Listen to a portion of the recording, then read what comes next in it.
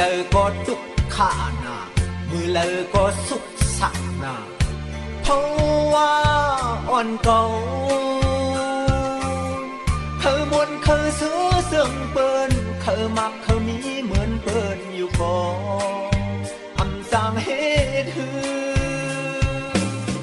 ปีหญ้าเหมือนควายถึกเยอะเพอเลอได้มาเซ่อเซ่อเพราะว่าอ่อนเก่าคอยเปิ้นเลยเห็นเลยซ้อนคอยเปิ้นที่มีต่างหูนำกองไปสร้างเฮ็ดหือเมืองแหลงปังมาเก่าสะบ่ไหลลูกเสขอควายกว่าเนื้อตรงหน้าเยาลูโอ้มือเลยทำที่สักเลยขึ้นเยอะ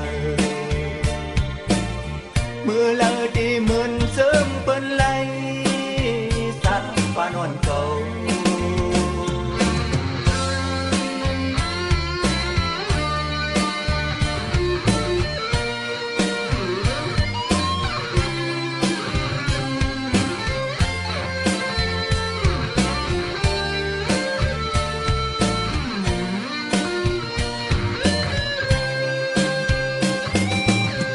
มือเลอก็ทุกขานา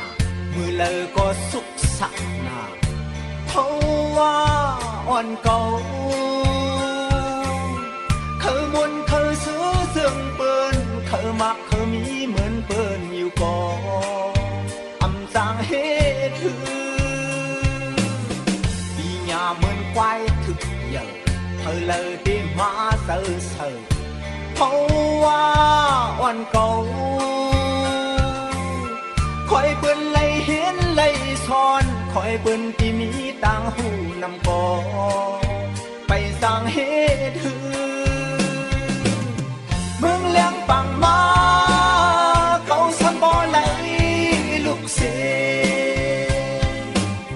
พอควายกว่าเนื้อตรงหน้าเยาลู